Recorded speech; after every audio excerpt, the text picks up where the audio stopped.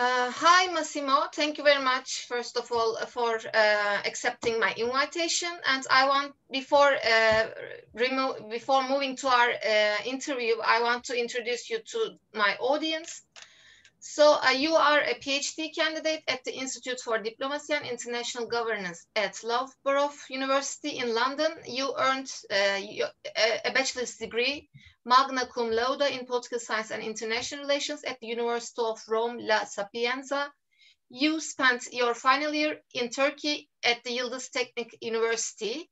In 2015, you became one of the 100 selected students on the first edition of Scuola di Politiche, sorry for the pronunciation, the school founded by Enrico Letta, former Italian Prime Minister and Dean of the Paris School of International Affairs, Science Po. The guarantors of Scuola di Politiche were the former European Commissioners, Pascal, Lamy and Bonino. Later on, Massimo earned a master's degree with first-class honors in European and International Studies at the School of International Studies of Trento. In 2018, Massimo obtained a master's degree in diplomacy offered by the Italian Institute for International Politics in Milan. Before moving to London, you have lived in different countries, Argentina, Turkey, and Italy. You have a memorable experience in Turkey, and you say that you worked and studied here. And also you are focusing on Turkish politics, I think. Maybe before the questions, do you want to, maybe you want to add something about your interest area or anything you want to talk about? Thank you again. Thank you very much, Begum, for inviting me. It's a very nice, it's an honor for me being here and have this very friendly talk with you.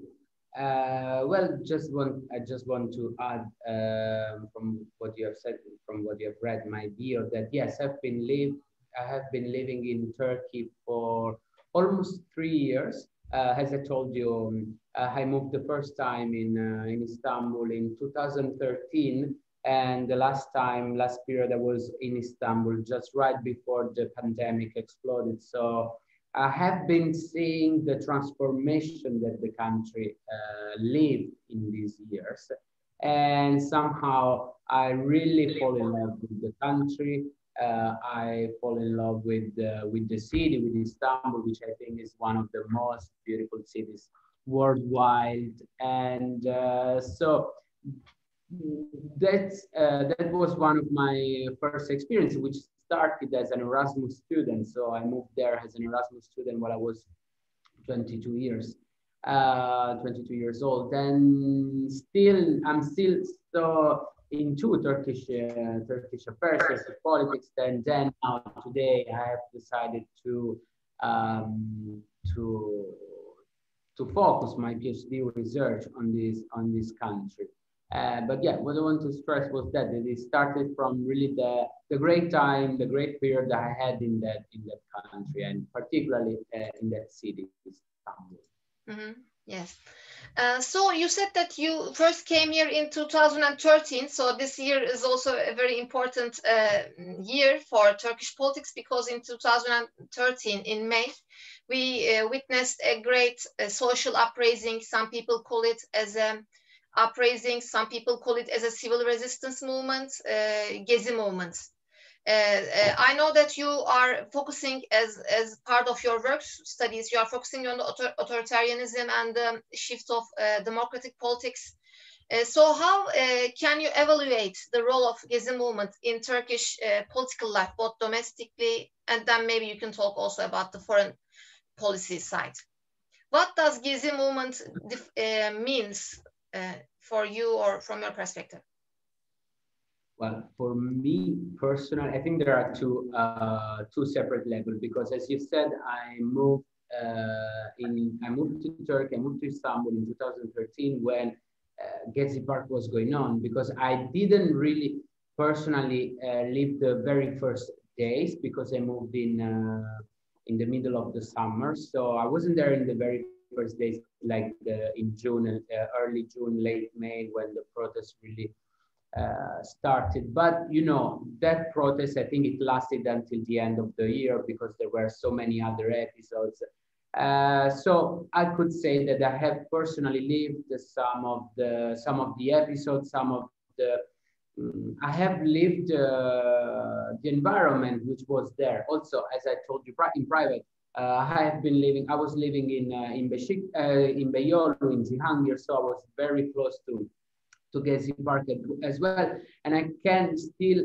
personally remember the smell of tear gas, the smell of tear gas that police was launching against protesters. So there are two levels. There is a personal level, and for me, clearly, it was the first time that I saw directly a generation protesting so hard and so strong and so voicely against a regime that didn't represent themselves. So for me, it was a very, from a personal point of view, was something really strong, really impactful, because I never had something like this before. Maybe, you know, in Europe, in Western world, particularly in those years, we could have done, we gave these things for granted. We thought that some values, some rights, some freedoms were given for granted.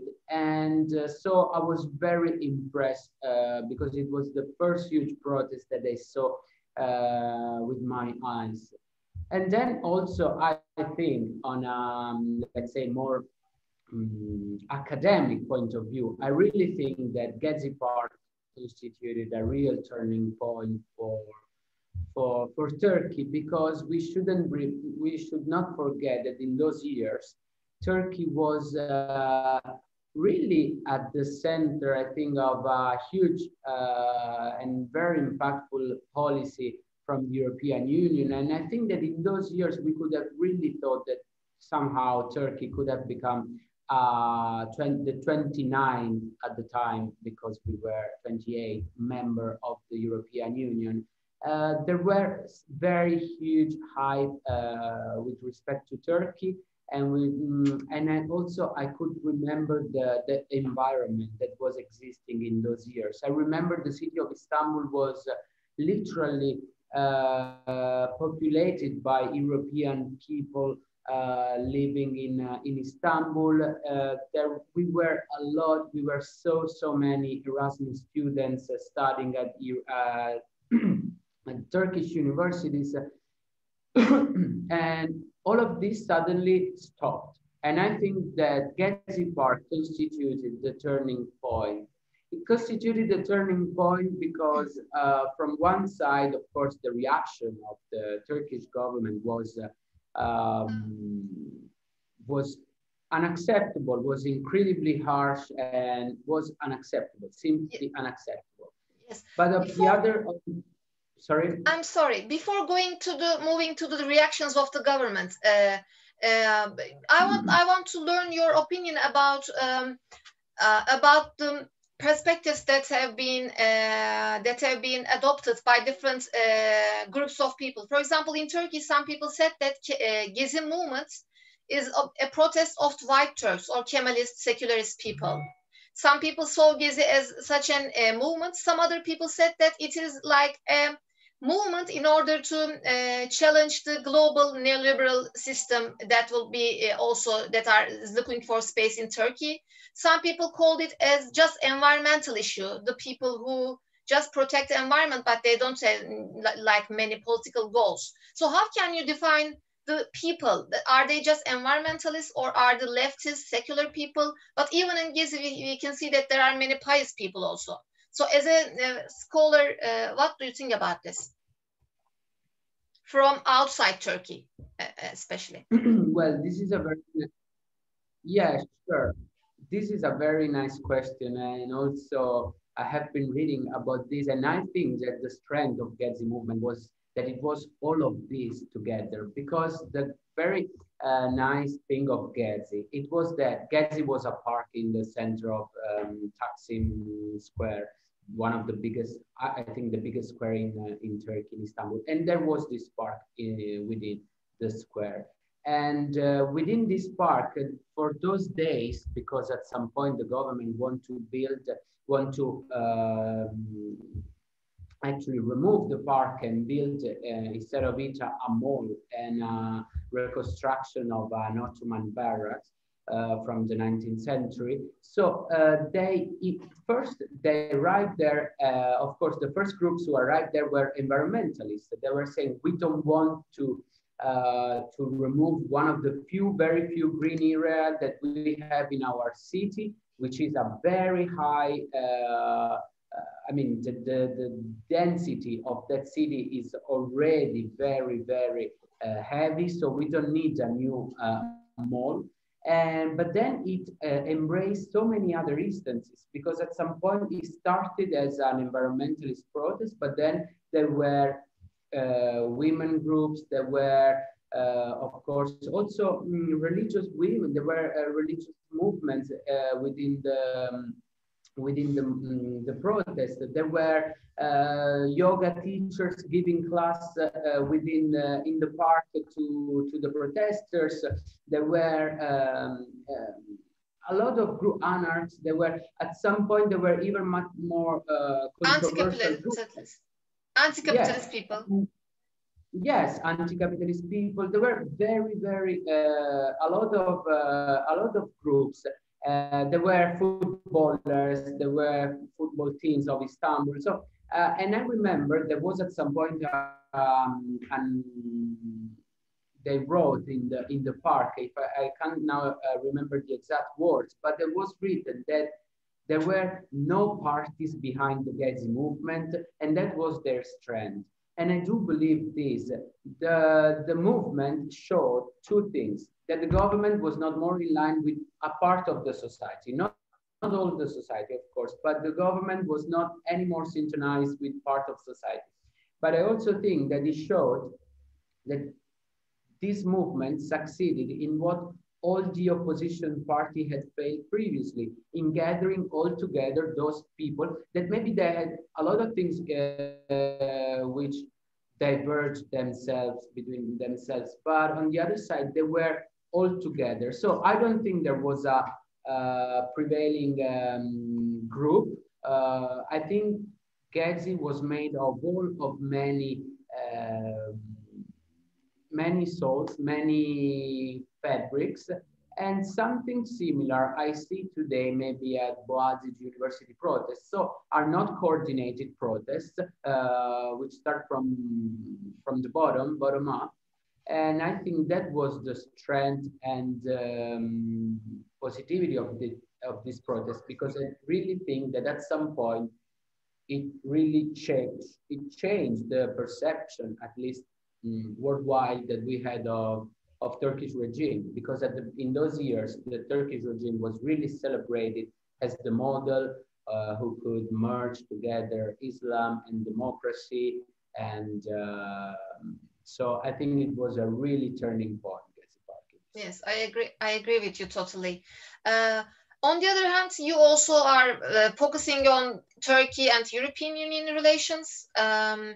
About this issue, we know that since the early 1960s, Turkey has been struggling to become a part of EU, but generally, in terms of domestic politics, Turkey was not maybe good enough to be a member of the EU because of the military coup experience, because of the lack of enough democracy. But in the early years of the Justice and Development Party rule, the government has took important steps in order to democratize the civil-military relationship, and some other also steps towards democratization. But today, there is an authoritarian turn in Turkey. Maybe from a historical perspective, also, it's not maybe, if you want, of course, you can talk about any time period of Turkey. How can you explain Turkey's experience with the West and also with the European Union in general? Yes, as you correctly say, I agree with you that I think there was the misconception in Europe that for some years in Turkey there was a stable, a fully democratic regime, which was not the case, because the role that the army had historically played in Turkey, I think, didn't really let the country become a full democracy. And you know better than me that the interference of the army were constant in terms of direct coups, like in 60, then in 1980, and then in terms of postmodern coup, in terms of e-memorandum. I mean, the Turkish army has constantly interfered in Turkish politics, and in this sense, Turkey has never been a fully democracy. My fear is that for many years, Europe has thought, okay, maybe it's not a full democracy, but the army is close to our values. And so we thought that it was less problematic, and maybe they thought that it was not an Islamic authoritarian regime. So for us, they were firmly attached to our values, to our political views, exactly. And in this sense, my fear is that Europe hasn't understood very much the nature, or maybe didn't want to understand very well the nature of that political regime. And then I think there was a shift. The early years of Erdogan, I think there were an opportunity, because in those years, Erdogan was really openly liberalizing some aspect of the country that had never been liberalized before. And I think that was an opportunity that both we as Europeans and also Turkey, we both missed. We missed in the sense that Europe didn't play an open game, I think, in the sense that I didn't understand why Europe has voted in favor of Turkish accession as a candidate country in 2005. So all the European countries had accepted to let Turkey enter into the European Union, and immediately after that, and namely, there were Nicolas Sarkozy, the French president, but also German Chancellor Angela Merkel. It's true that the vote was under Schroeder, but still, Germany and France immediately, those two countries immediately start to embrace a political battle against the entrance of Turkey into the European Union. So my question is, if we know that we know very well that when France and Germany are against something, it doesn't happen within the European framework, because they are the two most powerful countries. And so now, if they were against Turkish accession, why did we give this status to Turkey? I think it only gave this sense of frustrations. And in this sense, I am at a very early stage, but this is my investigation for my PhD. I want to look at this concept. I want to look if this had some intended, unintended, negative or positive consequences on the domestic politics of Turkey, because I think that in the end, there were some consequences. There were some consequences for this. I remember there was this interview from Egemen Bağış, if I pronounce correctly, Egemen Bağış, who was the former Minister for EU Affairs, who clearly said in 2014 that they got tired because they really couldn't see where this path was going, because it was clear at some point that Turkey was not going to enter to accede in the European Union. But I think that both parties had played these games. Maybe Turkey to get rid of the power of the army, Europe maybe to accede the new market. I don't know exactly now. I'm investigating the reasons why this game has been played. But I think that all the interactions between Turkey and the European Union has been a huge blur. And I think that both the two parties have loosened this game. And this is a pity, because I think that in those years, Turkey was experiencing a huge momentum from social, cultural, economic, of course, point of view. So I think this is a pity, yes. And now negotiations are almost dead from the side of the accession. Now we just have the most important thing we have is this agreement on controlling migrants in Turkey. And I think we have lost all the vitality for going further. I don't know. I don't see any. I thought the meeting that was prepared in when was some months ago between at a very high level. I thought it could have been a moment, an occasion to relaunch dialogue, but with the so-called Sofa Gate, everything disappears. Yes. So I'm not very optimistic at the moment. I don't know. Yes, I'm also not optimistic. Do you think that the identity plays an important role in the relationship between EU and Turkey?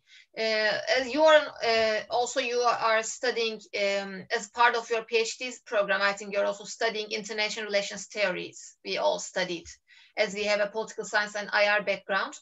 According to the social constructivism theory, we know that the identity plays a key role. So do you think that Turkey is a Muslim country, and no matter how successful or how democratic Turkey will become, maybe the EU will never accept Turkey? So can this be a scenario, or I'm just too pessimistic about the EU intentions? What would you say about this? The Islamic identity of Turkey, can it prevent Turkey from becoming a full member, even if it passes all the requirements? I think that in the end, that was, from a very personal point of view, that was the real issue. That for accepting a country, a Muslim country with 80 million inhabitants. And there was I was reading this a few days ago, an old speech of Erdogan, who was clearly saying that this is the only reason why they couldn't not accept us, because I think that, again, in the end, that was the real issue. And of course, in the early years of the new century, maybe we were not still confident with all the populist and Islamophobic parties who arrived some years later. But I think that the social fabric was already there. And I think that Europe was not ready for accepting a Muslim country. And again, what I yelled at, of course, Erdogan's administration, to my eyes, has a lot of responsibility. But on the other side, I think that Europe hasn't been clear, because in 2000, when there was the discussions for the constitution of the European Union, that then didn't get the approval of France, so then we had the Lisbon Treaty. When we approved the constitution, there was a huge debate promoted by the Vatican to write it down that Europe was founded on Christian. Decided not to write it down because Europe was the history of Europe was much more complex than this. So yes, if we had accepted this principle, Europe was in an awkward position to, I think, to say openly to Turkey, no, we can't accept it because you are a Muslim country. I want to say then later the initiatives taken. Sorry, Massimo, we have just a couple of minutes, so I want to remind it to you. Yes, go on, please. Okay, yeah. Yeah, please go. Yeah, just very close. Yeah, from the other side, all that Erdogan has done before, it's a pity because it has legitimized Europe to say, see, we've heard good that they didn't enter, they didn't accede Europe because now look at what happened. But I think that things could have been a bit different. Yes, yes. So thank you very much. As I said to you, we have a very limited time. That's my, due to my own things. I want to really thank you because you are working, also you are studying, and I made an invitation and you are very kind. You didn't refuse my invitation. And I am trying to, you know, record some videos like this in order to, you know, maybe it can help some people, and also I feel good, and I think I learn new things, of course. So thank you very much, Massimo. It was a great pleasure for me. Thank you. Thank you. Very nice to see you. Thank you very much. Thank you all. Thank you very much. Bye bye, Massimo. Bye bye. Thanks. Stay safe.